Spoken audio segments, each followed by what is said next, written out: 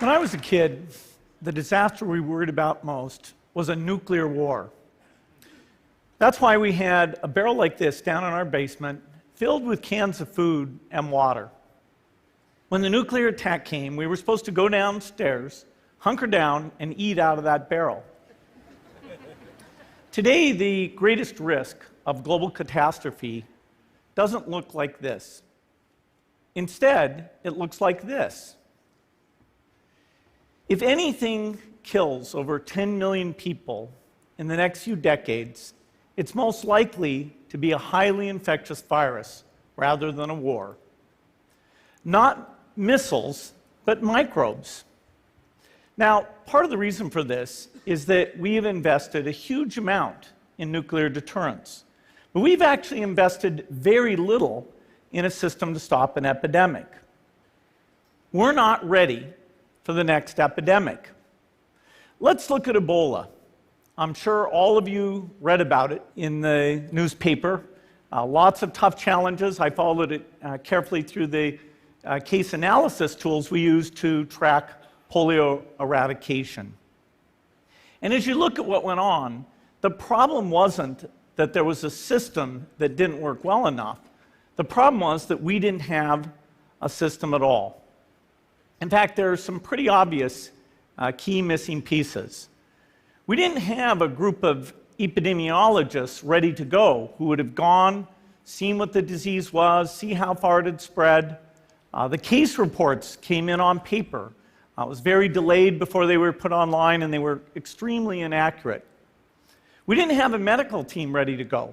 We didn't have a way of preparing people. Now, Médecins Sans Frontières did a great job orchestrating volunteers, but even so, we were far slower than we should have been getting the thousands of workers into these countries. And a large epidemic would require us to have hundreds of thousands of workers. There was no one there to look at treatment approaches, no one to look at the diagnostics, no one to figure out what tools should be used. As an example, we could have taken the blood of survivors, processed it, and put that plasma back in people to protect them.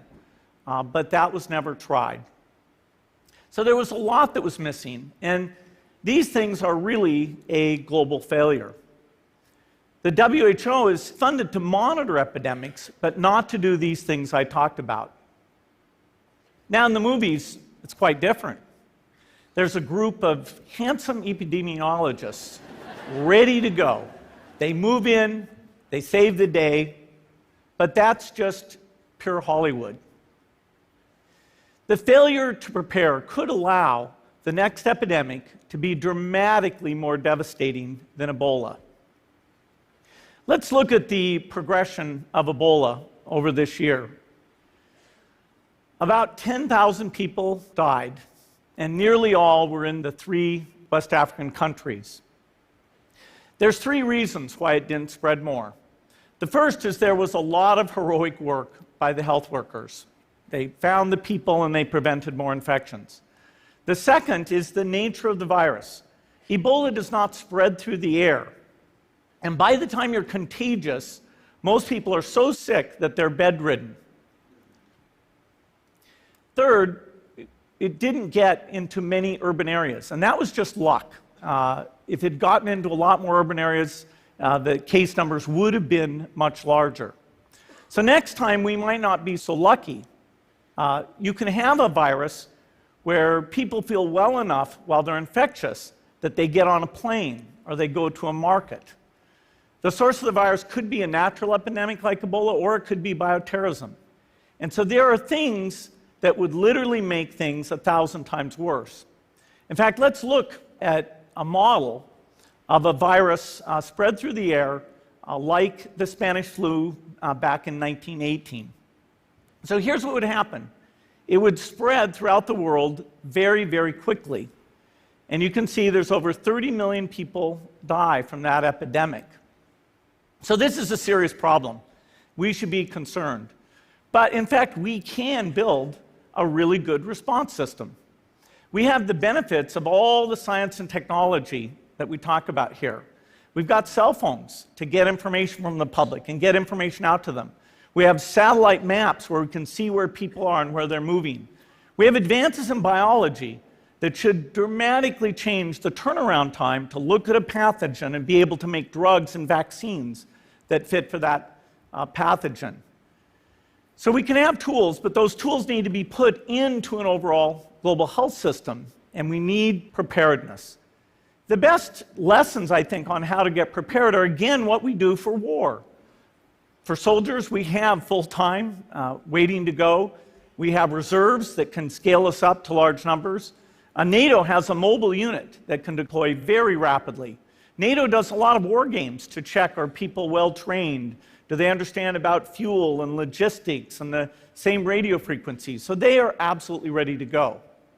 So those are the kinds of things we need to deal with an epidemic. What are the key pieces? First is we need strong health systems in poor countries. That's where mothers can give birth safely, kids can get all their vaccines, but also where we'll see the outbreak very early on. We need a medical reserve corps, lots of people who've got the training and background who are ready to go with the expertise. And then we need to pair those medical people with the military, taking advantage of the military's ability to move fast, do logistics, and secure areas. We need to do simulations, germ games, not war games, so that we see where the holes are.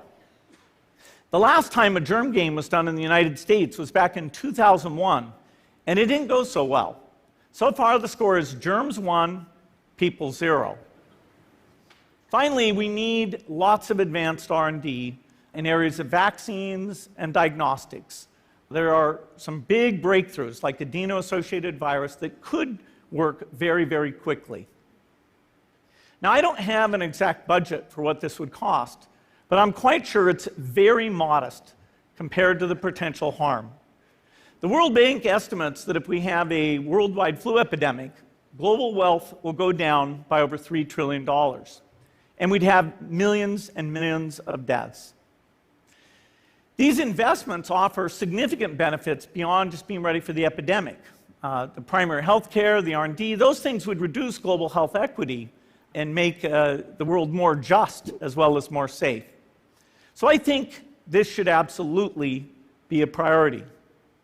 There's no need to panic. We don't have to hoard cans of spaghetti or go down into the basement. But we need to get going because time is not on our side. In fact, if there's one positive thing that can come out of the Ebola epidemic, it's that it can serve as an early warning, a wake-up call to get ready. If we start now, we can be ready for the next epidemic. Thank you.